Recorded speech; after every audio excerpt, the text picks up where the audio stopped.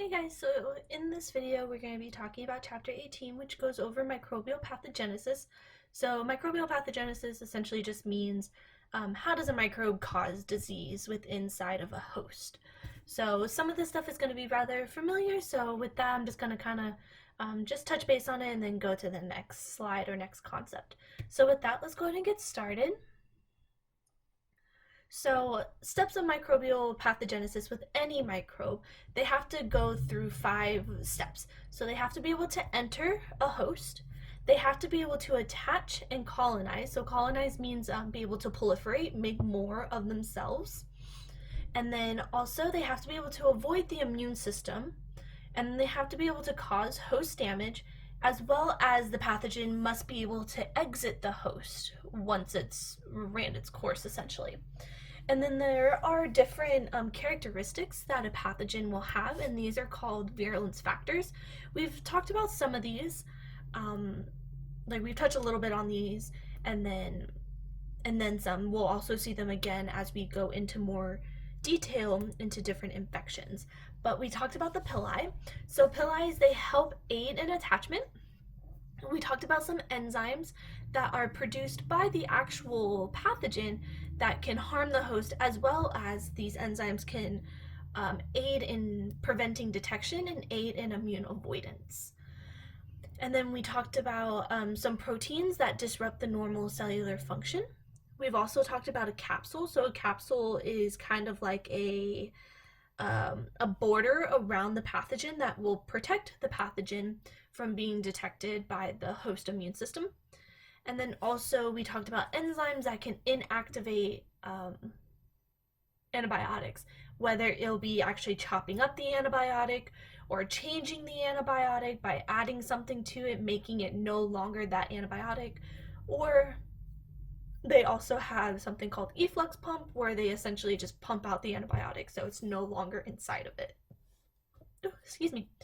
And then with that, so let's talk about microbial attachment. So factors that actually promote attachment, they're called adhesins. So these guys, there are 2 different types of adhesins I want you to know. There's type 1, which are pili freebi. So we've talked about these guys before. And then there's type 4 pili, and this is more for movement, less for attachment. But they do function in movement as well. So with type 4 pili, the twitching movement, if you think of like an octopus where he like slaps his tentacles and then he'll like contract them so he can move along the sea floor.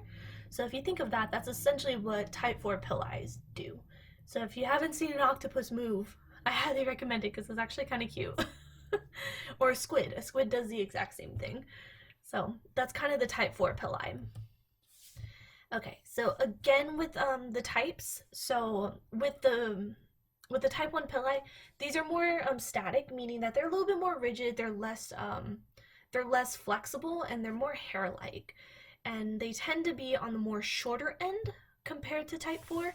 So like in this picture, you can kind of see like the little hairs along the surface of this microbe. So that would be like the type 1, and then the type 4 would be these long hairs.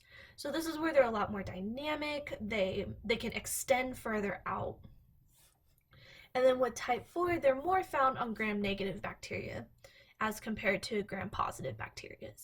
So that's definitely very, very important for microbial pathogenesis, because if they can't attach, then a lot of times they can't survive, and then they can't do their job, which is to cause harm to a host. Okay, so with that, we're going to go into something a little different. We're going to go into toxins. So exotoxins, they have multiple modes of action, meaning that if an exotoxin is produced by a microbe, then it, depending on the toxin, will determine what does that toxin do to cause harm to the host. So I'm not going to expect you to know like specific examples or anything at this point. If I do ever point out an example in class later on in different chapters, then yes, I do want you to know at least that one, because it's the likelihood is that I'm pointing it out because it's very, very common. But I do want you to know the general mechanism of certain exotoxins. So if an exotoxin is produced, it can disrupt plasma membrane of the host, the cytoskeleton. It can disrupt the protein synthesis of the host, cell cycle, so like reproduction of the cell, and then also it can disrupt signaling, cell to cell adhesion, um, vesicle transport, and then also exocytosis. So there's a lot of things. We will talk about some of these exotoxins in detail, but as of right now, just want you to know some mechanisms of them. So just know maybe like a max of 4 of these. If you can know all 8, fabulous. But if I ask the question, then it might just be like, tell me 3 or 4 of the 8 modes of action for exotoxins, and that's probably the extent that I'll ask of it of right now. Okay, so one more thing about exotoxins. For the most part, they do have, there's a 2 subunit A, B toxins. So right here, the first panel, so this is the actual toxic part of the toxin, and then the kind of the orangey yellow, the flower part of the toxin, this is the B subunit, and this actually aids in attachment to the host receptors, cell receptors on the membrane. And then from there, if a exotoxin actually causes membrane disruption, we've seen this before where it essentially pokes holes inside the membrane. So that should sound very, very familiar. And then we also talked about something called a superantigen very, very briefly. But just know that a superantigen, what it does is that it overstimulates the immune system, and with that, it can cause fever, nausea, diarrhea, shock, and then depending on what part of the immune system is being stimulated or overstimulated, it can actually even lead to death. So definitely keep that in mind whenever dealing with some exotoxins. They can be very, very deadly. So with that, let's talk about endotoxins. So endotoxins, these are more of a virulence factor for gram-negative bacteria. They do cause the normal symptoms that you see whenever you have an infection, such as fever, some shock, and then also some vasodilation. And then with that, one key factor, signs and symptoms I want to point out is the activation of clotting factors. So with the fact that excessive clotting factors are being produced, the endotoxin actually preoccupies these clotting factors, and with that, it actually reduces the availability of clotting factors. So it's kind of like the endotoxin is being the um, I don't know what they're called, but they're, I guess, like a lady in waiting, where she is kind of like flagging them over, being like, come here, come over this way. And with that, they're not doing their job. And then with that, it can lead to some hemorrhages, and you actually can see that on the surface of the skin of your patients. So definitely keep an eye out for that if you ever think that your patient might have a gram-negative bacteria infection, because if they do, then the likelihood is that an endotoxin is being produced. So definitely keep that in mind. Okay, so with that, we're going to take a little sidestep. We're going to take a sidestep into some secretion systems. So these are general systems that actually aid in how can I say it? So they aid in virulence for the pathogen. So I'm going to point out there's several of them, but I'm only going to point out type 2, 3, and 4. So type 2 specifically, what it does is that it will polymerize the pilus. So it's a prologue to it, so it's kind of like the precursor to a pili. What it does is that it will polymerize it, so it'll make it bigger. So as you see so right here, this is the pilus, and then what it'll do is that it'll merge that gap, so it'll polymerize it, making it bigger essentially, and making it be able to go out of the cell into the environment. And with that, it allows the force of that polymerization, it allows proteins to actually go out. So that is, this protein is kind of like orangey brown, kind of. It's kind of an ugly color. But what it does is that this protein will go inside this pore, but it can't travel through the pore. So what will happen is that this pili, it will polymerize, so it'll grow essentially in length, and it will push it out. So it's kind of like a plunger. So it'll just like force it out so it can get into the environment. And then type 3, it's kind of the same thing. It's the same idea, but instead of using pili, it's with the flagellar. So with the flagella instead. And then it's kind of, like I said, it's kind of like the same thing where um, it's like a syringe, so it'll like squirt it out. And then type 4, so type 4 is a prologue to the conjugation machinery. So this is, it will move proteins or anything out directly out of the cytoplasm of the bacteria. And it will allow it to cross the outer membrane through a modified conjugation system. So if you remember in conjugation, it forms like a mating bridge, essentially. So what it is that that bridge aids in allowing proteins to move from the bacteria cytoplasm into the outer membranes through that modified mating bridge. So that's just some ways of how they actually get certain things out that they need. Whereas it's a little different than us. We do some secretion systems, but they're not called that. But that's how bacteria do them. And it definitely aids in virulence in allowing proteins to get into the environment. Those proteins can actually be very, very vital in survival of a bacteria. So this is just a table that kind of says the exact same thing. We only focused on 2, 3, and 4, so those are the only ones I really want you to know. I'm not too concerned about you knowing exact examples. I kind of just want you to know the concept of a secretion system, and that's pretty much it. Okay, so with that, let's go into how does a pathogen actually survive within a host. So if it survives inside the host, it's called an intracellular pathogen. So that means that it can actively live inside of a host cell, and they are not detected by our immune system because of that.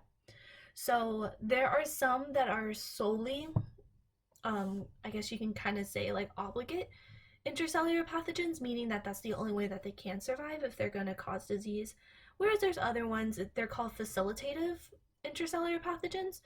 So that means that they can live either inside or outside of the host cell, where they can go in between and they're okay with it. And examples of that are Salmonella, Listerella, and Shigella. So I list these ones out because we are going to be seeing them again later on. And then with intracellular pathogens, there are certain things that can occur, especially with a phagosome. So there are 3 possibilities that will happen. So they will either survive the phagolysosome, they'll either survive it, or what they'll do is that they will actually prevent the phagolysosome from forming, or they can actually just completely escape the phagosome. So we kind of saw that before in a few chapters. So those are 3 possible outcomes for intracellular pathogens when they come in contact with a phagosome. Okay, so with that, here's a figure that kind of demonstrates it. I'm not too concerned about you knowing, like, labeling this figure or anything. This is kind of just a visual representation of the previous slide. Okay, so with that, let's go into extracellular. So how does a pathogen avoid our immune system if it lives outside of the host cell? So the main ones are the first 2, so that's capsules. So capsules, so let me actually grab my pen so I can draw it. I think, will this work? Nope. Okay, give me 1 second to grab my pen. So a capsule is, so let's say that I have a bacteria. So this is my bacteria, and then a capsule, so let me change colors real quick. So let's go with purple, because purple is kind of cool. So a capsule is literally kind of like an outer shell around it. So with the fact that it has this capsule, what it does is that it will protect the cell proteins on the cell surface so that whenever a host cell, so let's change our host cell, let's make him, let's say blue. So here's our host cell, and then he has receptors, right? But what happens is that because the PAMP is protected by this capsule, the host cell cannot bind to it. So with it not being able to bind, it is protected, and the host cell doesn't realize that he's actually bad for us. So it's like a invisibility cloak, if I have any Harry Potter fans out there. And then the next one is cell surface proteins. What it does is that there are multiple ways that cell surface proteins are involved. It can either be that they actually bind, and with that binding, it kind of tricks the cell into thinking, it sends like a signal saying like, hey, I'm cool, I'm your buddy. Or what it does is that actually the what's it called, the bacteria, so the bacteria, here's our bacteria, what he'll do is that he'll actually just change his proteins. So he will just change his proteins, and then we have our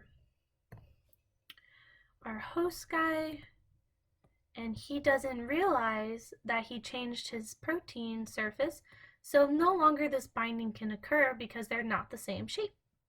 So with him changing his surface antigens to avoid this binding, our body doesn't recognize that he's bad because there was no binding, so there was no signal. So that's kind of the idea of the cell surface proteins. And then the last one is quorum sensing. I'm not too concerned about quorum sensing in the context of immune avoidance. But quorum sensing is where a bacteria or a pathogen, where they'll grow so dense in their population, they'll start communicating, and they will either start communicating with each other like, oh, we need to slow down growing because we're running out of space, or it'll be like, oh, we need to move to a different place because we're outgrowing our space. So that's the idea of quorum sensing, but I'm more concerned about the first two bullet points on here. Okie dokie. So with that, let's go to the next one. So we're gonna take a little sidestep and talk about some viral pathogenesis. So the rhinovirus versus the influenza virus. The rhinovirus is known as the common cold. So most of us have probably had the cold in our lifetime, probably even the flu as well. But with these guys, they are extremely different in the way that they actually undergo viral pathogenesis. So a lot of times, the influenza, it undergoes more engenic shifting as compared to engenic drifting. So engenic shifting, this is where you have 2 or 3 or however many different influenza viruses. So as you see in kind of the first little panel of the figure, where they all come together and they'll make one new progeny, essentially. So one new completely different viral type. So this is actually how we get all the different kinds of flus that happen. So this is how we get different flu viruses every year because of this engenic shifting. So what it is that all 3 of these flu viruses will infect one cell, and then if they infect the one cell, then their genomes are going to become mixed, and then with that, during viral replication, I'm sorry guys, replication, they will create a whole new different virus. So that's why we get new flus. And then engenic shifting, this is where a random mutation will occur within the cell that the virus infects. So something will happen along the lines of while it's replicating, and then somehow the viral proteins will just alter themselves. So it's very, very random. It's not consistent, but influenza does also do that as well. It's just they're more likely to do engenic shifting. Whereas engenic variation, this is where you have multiple different, they're called stereotypes, of the rhinovirus. So this means that each virus, they have their own unique capsule protein sequence. So with that, since they have so many different variations within that virus, it's still the rhinovirus, um, but they have little subcategories. And with that, you have to make an antibody specific for each um, capsid protein, because if you it's kind of like a lock and key. So if you don't have the right antibody for the correct rhino serotype, then um, you're not gonna have an immune response to it, because it's not the same virus, quote unquote, not the same virus. So I hope that makes some sense. Okay, so with that, let's dabble a little bit with HIV. So with HIV, we've already kind of talked about it. The big thing that I want you to know about HIV is specifically the receptors that it does, and then based on after the binding, what does the HIV virus actually do to the T cells. So what happens is that if you come in contact with HIV will bind directly to your CD4 receptors on your T helpers, and then it can also bind to the chemokine receptor, which is the CCR5. It can bind to both of them, but it does prefer the CD4 receptor. But from binding, after it binds to the receptor, what it does is that HIV will actually inhibit apoptosis, so meaning it won't allow your T cell to undergo cell death. And then from the fact that your T cell doesn't undergo cell death, HIV is allowed to live inside the cell and continue to create viral progeny. Below there are some proteins that are very specific for the HIV in causing disease.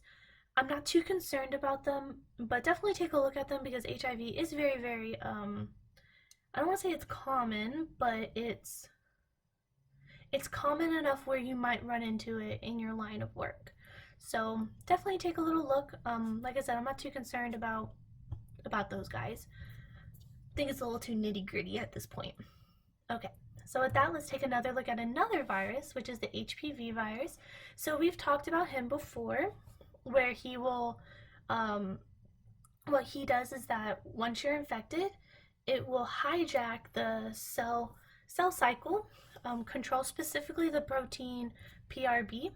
So what happens is that PRB in it has to be degraded by proteasome. So with the fact that it's not being degraded, it will lead to uncontrolled cell division. So this is what results in uncontrolled cell division, these warts.